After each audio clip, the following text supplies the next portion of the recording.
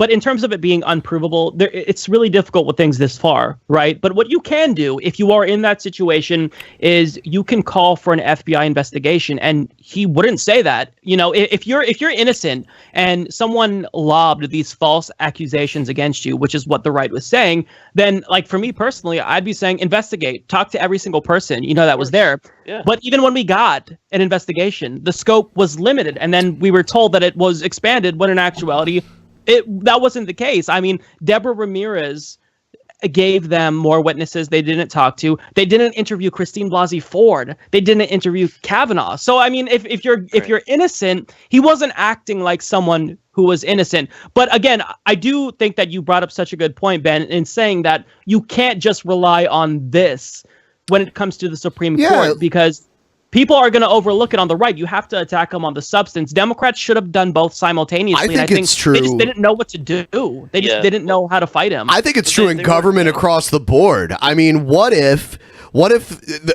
just to put it on the other side, what if the Democrats, you know, like a year from now, find the perfect candidate and they're just squeaky clean, they're wonderful, everybody loves them, and then all of a sudden someone that can prove that they knew them 30 years ago is like, they raped me.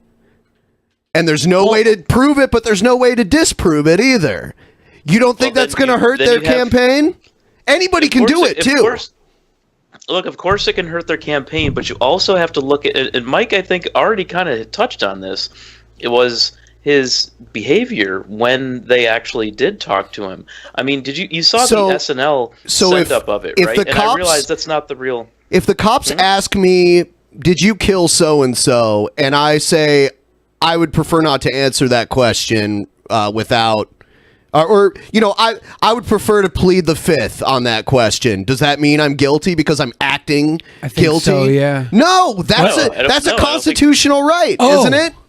Isn't it? But that's not what he did. Ben, there's a difference, though, between you and Brett Kavanaugh. Okay. He is a lifelong legal scholar. You and I, that's different. You would expect someone to be cognizant of these types of things, what the public may perceive him to be guilty or not.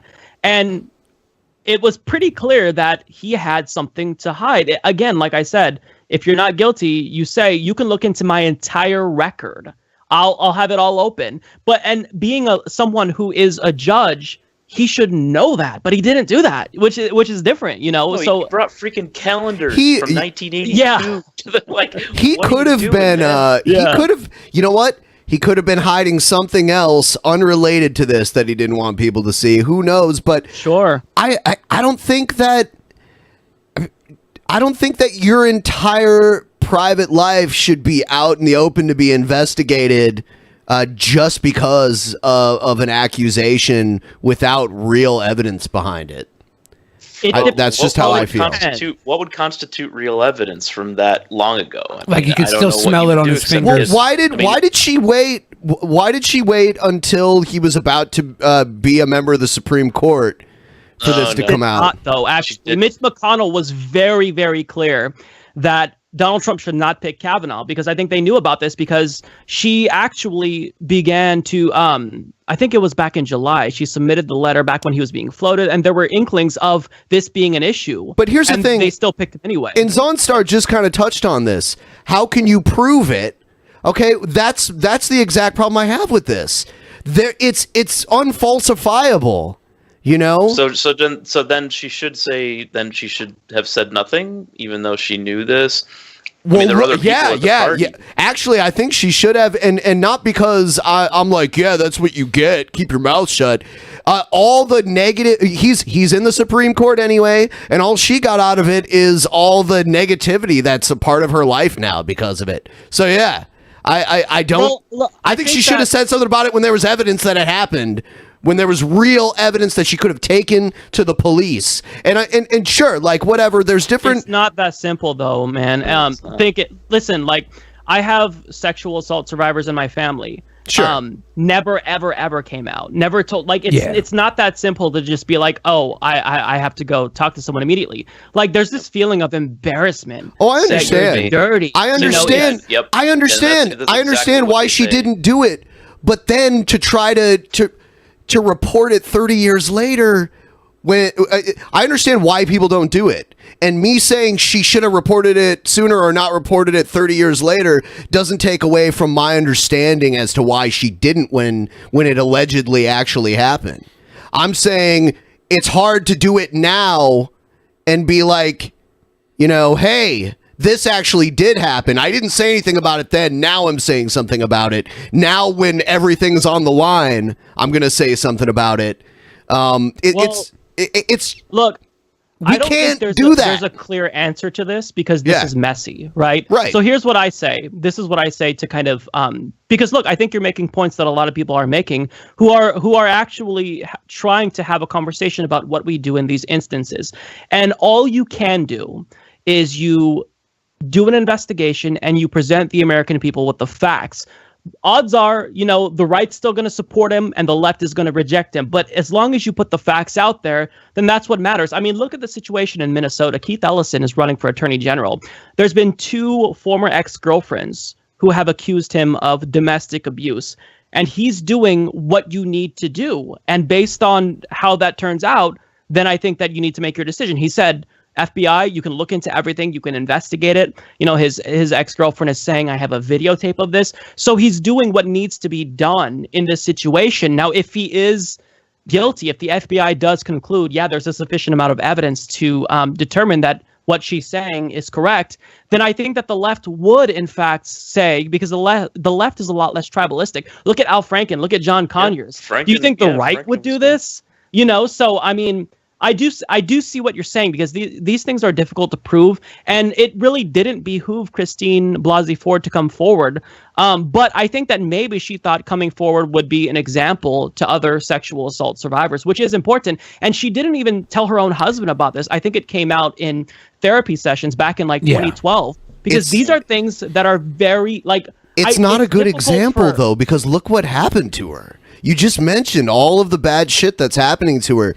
If anything, it's a deterrent. My only problem. You may be correct though about that. I know people. If you're a woman who sees this, why would you want to come out? I mean, you're not going to want to speak up. Exactly. The person who was very close to me, who I won't mention, who it is, the first response was from her after seeing this was this basically gave me a relapse of PTSD and whatnot. I don't want to vote. I want to check out of politics. This stuff is so difficult, and it's hard for us to understand as men. But this is something that's so painful and embarrassing. The questions, if you go back and you watch the Anita Hill hearings, the questions she were asked were just downright disgusting, and some of these were from Joe Biden even. They asked her really deep personal questions on national television. Who would want to subject themselves to that, So it's tough, and it's a messy situation, and you can't prove beyond a shadow of a doubt because there's not going to be cameras in every room when these things happen. It's just a matter of getting as much information as you can out there in order to let people make their decision. But I hear you, Ben. It is tough. Yeah, it's tough. He had already. First of all, it's so common, unfortunately, that I think pretty much everyone at least knows someone that it's happened to. I'm not sure happened to them directly. And also, the thing is that Kavanaugh had been operating from a position of power for a long time. Why didn't she do something about it when he was just, a local judge? And this isn't me assuming she's lying. It's me saying this was gone about the wrong way. It didn't benefit her. He still got in, which I knew he was going to. It looked too much to anyone who's skeptical enough. It looked like a political move. To her, think of it from her perspective. I disagree with that. Yeah, so do I. Because think of this too, from her perspective. Okay, the guy's a local judge. He's not, she's not going to hear his name when he was when he went to law school later and he went on about his life and became a judge and everything. She's not going to hear about him every day. But now think of her like someone that is sexually assaulted you, and then you're seeing them on TV all the time being mentioned, and it's just that pressure. I get it. It's got to build, Exactly. Now, it's I mean, if he had been, we're going to move on after this. I'll let you guys say whatever you want in response. But if he had actually been held responsible for it back when the incident happened, he probably would have been treated as a juvenile and given a slap on the wrist anyway, right? Yeah, and if he denied it, I mean, there was he did not actually. I mean, he assaulted her, but there would have been no physical evidence. So unless his friend, who was also supposed to be in the room with him, unless he said that he did it, I mean, it was just going to be a he said she said anyway. So I mean, the chances of, unless he admitted it or his friend or his best friend testified against him, even at the time, he was never going to get convicted, I mean, especially at that time. But just because the only witness is his best friend doesn't give more credence to her story. No, it doesn't. No, it doesn't get. But it goes to the heart of, well, what would have happened? If she had reported it back then. The answer is, if she had reported it back then, nothing would have happened either. But she felt finally that maybe now is the time to finally confront it. Now that he's going to. I view this as teenagers drinking and doing stupid shit, and there should have been more adult supervision. Apparently. Oh, I mean, Christine Blasey Ford was not the only one that accused him, especially after her. There was, and then he also denied a whole bunch of things about, like, I mean, come on, who thinks that Devil's Triangle is a freaking drinking game? Come on. Support this podcast by becoming a patron at patreon.com/Humanist Report.